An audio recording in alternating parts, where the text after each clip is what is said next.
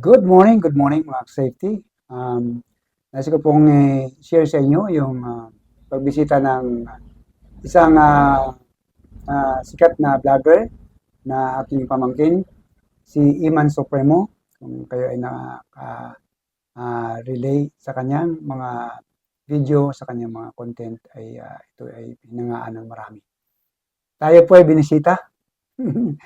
Napaka, tayo po ay binigyan ng paunlak na sa ating imbitasyon. Pero talagang ito ay kahit pa hindi imbitahan, palaging welcome, palaging open ang kanyang time na para sa atin.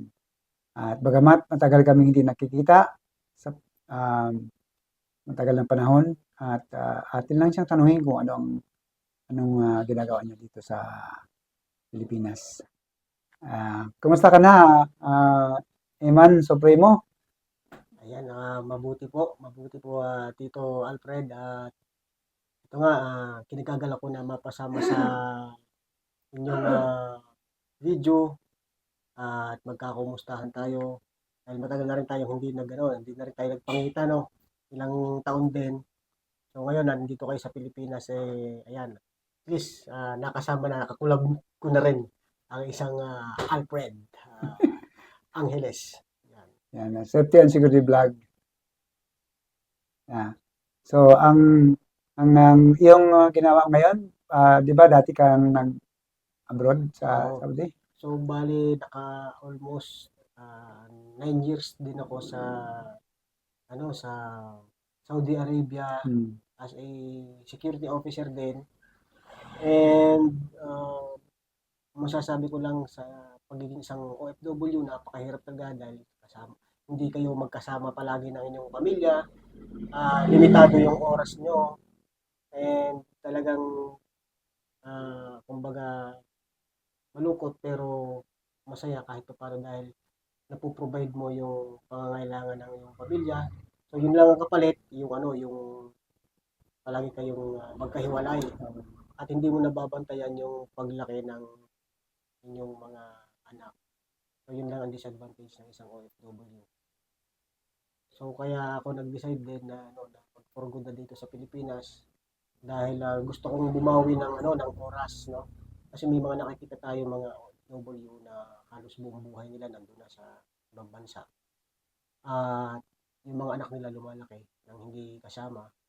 Meron din tayong mga nakakilalang mga OFW na kumbaga sa tinagal-tagal na nila doon ay kung kailan sila magfo-for good, may mga nangyayaring hindi maganda. At kumbaga para sa akin yung oras na kasama mo yung pamilya mo mahalaga yun. Hindi kayang bayadan yun ng mo halaga. Kaya mas priority ko yung oras kasi hindi natin alam ang buhay. Maraming mga nangyayari na dito sa mundo na hindi natin kontrolado. Mapa-aksidente man yan or ano man. Kaya yun ang gusto kong bumawi ng oras sa aking pamilya. At makita ko sila na yung mga anak ko na lumaki. Dahil ang isang disadvantage din kapag ikaw ay isang OFW na wala dun sa poder ng iyong mga anak, minsan lumalaki sila na hindi mo na nakikilala eh. Mm. At medyo yun ang hindi maganda, ayoko rin ganun. Gusto ko kahit paano nagagabayan ko pa rin sila. Iba pa rin yung paggabay ng isang ama na kasama mo yung mga anak mo kaysa sa magkalayo kayo at nagkakausap lang kayo through video call. So yun.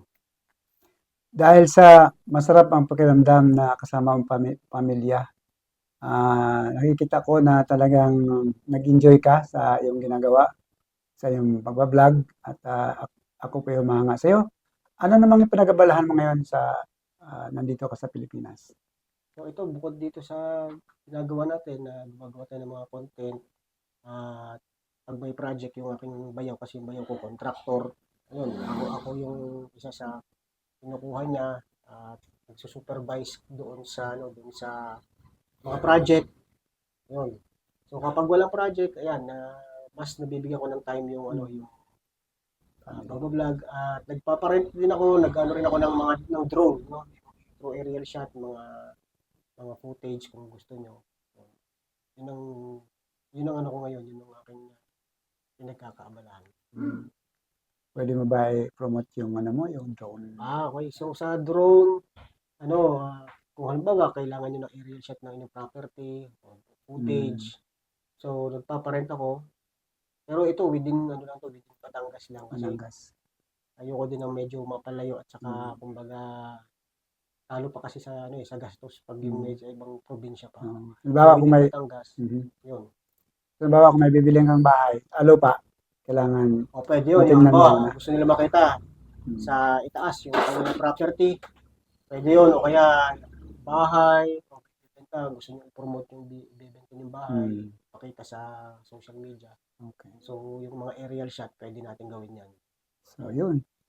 Eman Supremo, kung meron kayong tanong, mag-subscribe kayo sa kanya at may number na doon, malamang bibigyan niya sa inyo yung number sa ngayon hindi ko pa mabigay dahil siya lang naman po makapagbigay ng number. So, Eman Supremo, subscribe and share.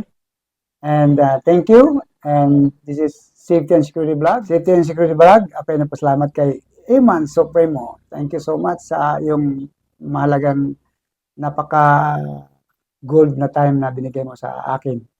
Lalo na sa maliban lang sa ako ay maliit na content safety and security vlog, pero talagang pinalagahan mo bilang tito mo. Thank you. Sana ay mapatubayan ka ng Panginoon at gabayan ka, protektahan ka kung saan ka man naroon at sana hindi ka magbago at iyong puso ay yamang puso ay nandyan lang palagi. Maraming humanga sa iyo at thank you. Safety and Security Vlog. Bye-bye for now.